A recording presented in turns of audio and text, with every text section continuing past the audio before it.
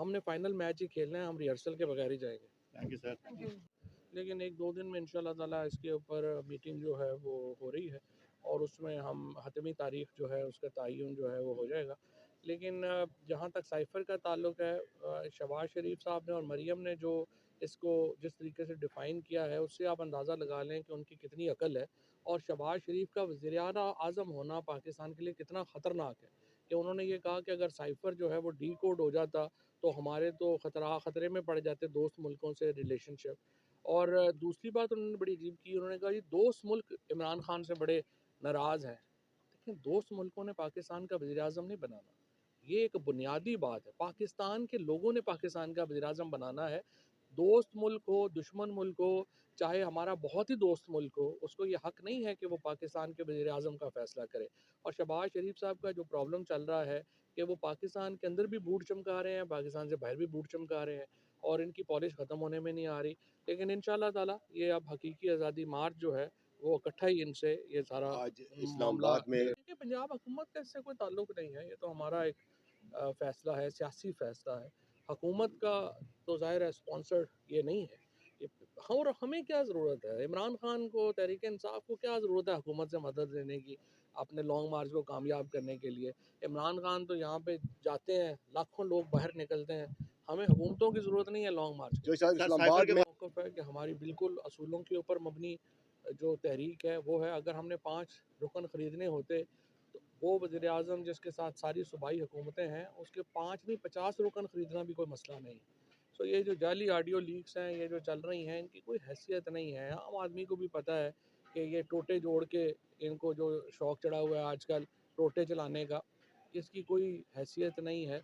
और इंशाअल्लाह ताला ये सारा जो प्रोपेगेंडा है ये अपनी मौत आप मर रहा है, कोई इस पे ऊपर ना ये यकीन जो करने को साहब तैयार कहा है ना जा दे रहा कहा है। गलत भी होता है। बेशुमार फ़ैसले जो अदालतों ने किए हैं वो बिल्कुल सही हैं, लेकिन बेशुमार फ़ैसले जो अदालतों ने किए हैं वो गलत हैं।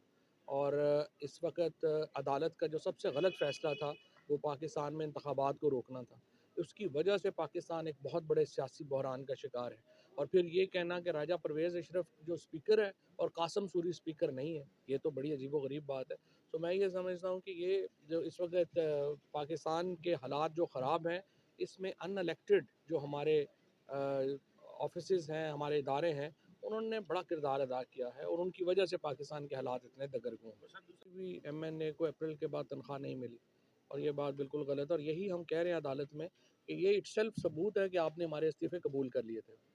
और ये अवाम इस वक़्त चाहती है कि अवाम से नया मैंडेट लिया जाए। ये जो चोर हैं, जो इलेक्शनों से भाग रहे हैं, ये उनका कहना है कि जनाब हमें असेंबलियों में बैठना चाहिए क्योंकि ये अवाम के सामने खुद को पेश नहीं करना चाहते। जो अवाम के नुमाइंदे होते हैं, वो हर वक़्त अवाम के सामने पेश होने को तैयार होते हैं, जैसे तहरीक-ए-इंसाफ तैयार है। हम समझते हैं कि जब भी पॉलिटिकल क्राइसिस एक हद से ऊपर जाए, अवाम को अल्टीमेट फ़ैसला करने का इख्तियार होना चाहिए और हम अल्टीमेट फ़ैसले के लिए अवाम की अदालत से रजू जो करना साहब चाहिए। कम होगी, मूडीज ने रेट कम कर दिया, पाकिस्तान का रेटिंग कम आ गई है, क्या कहते हैं? देखें, इसहाक डार्स के आने से पाकिस्तान में जो पहले ही इस बात का ख़दशा ज़ाहिर किया जा रहा था कि इसहाक डार की आमद के बाद पाकिस्तान में जो IMF से हमारा प्रोग्राम है उसको शदीद ख़तरात लाहक हो जाएंगे। आज जो उनका बयान आया है कि हम देख लेंगे, ये बयान भी इसी तरफ एक ख़दशे का इजहार है। और मेरा ये ख़्याल है कि इसहाक डार के आने से पाकिस्तान के जो ताल्लुकात हैं IMF से उनके बिगड़ने का ख़दशा है। ये सब कुछ मिफ्ता इस्माइल के ऊपर डाल के खुद निकलना चाहते हैं, ये मुमकिन नहीं होना। ये सारा वज़ीर-ए-आज़म और उनकी भतीजी और इन सब का किया धरा है, इनको सज़ा मिलनी चाहिए। मिफ्ता इस्माइल तो सिर्फ़ एक टूल थे जिनको इस्तेमाल किया गया और अब जब से इसहाक डॉलर वापस आए हैं, आप देख ही रहे हैं कि पाकिस्तान की मईशत मज़ीद एक मैं समझता हूँ कि गंभीरता का शिकार हो गई।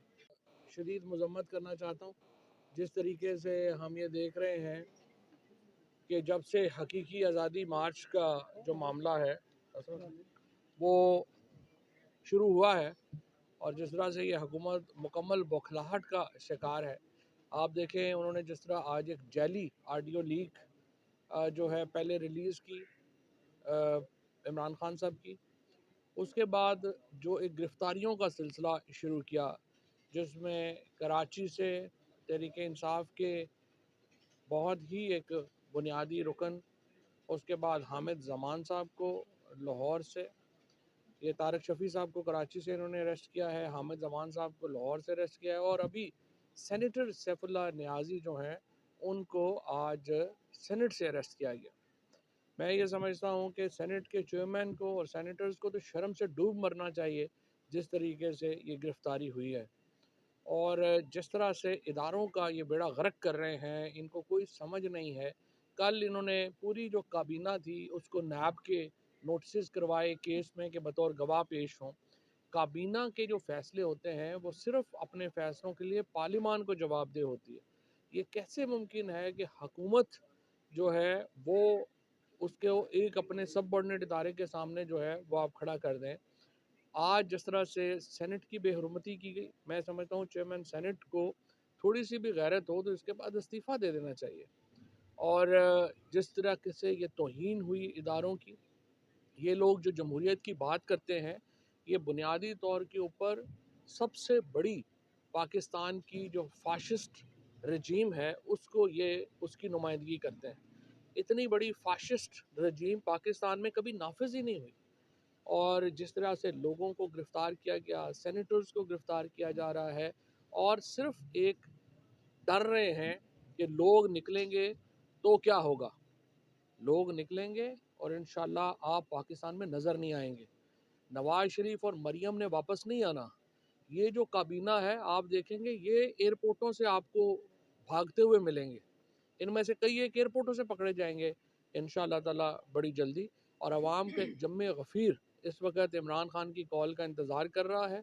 आज की गिरफ्तारियों से, आज की जिस जिस तरह की बौखलाई हुई, कल शहबाज शरीफ ने प्रेस कॉन्फ्रेंस की थी, उसी से अंदाज़ा हो गया था कि ये कितने डरे हुए हैं और अब सिर्फ आखिरी धक्के का इंतज़ार है इंशाअल्लाह। और आखिरी धक्का बड़ी जल्दी हम देने के लिए इनको इस्लामाबाद पहुँच रहे हैं। आज की गिरफ्तारियों से जिस तरीके से इन्होंने माहौल ख़राब किया है, लॉन्ग मार्च की तारीख और जल्दी आ गई है। मैं पूरे पाकिस्तान को, तहरीक इंसाफ के कारकुनान से नहीं, पूरे पाकिस्तान से ये कहना चाहता हूँ ये आपका आखिरी मौका है पाकिस्तान में हकीकी आज़ादी के लिए। एक तवील अरसे के बाद पाकिस्तान में इतनी बड़ी मूवमेंट खड़ी हुई है।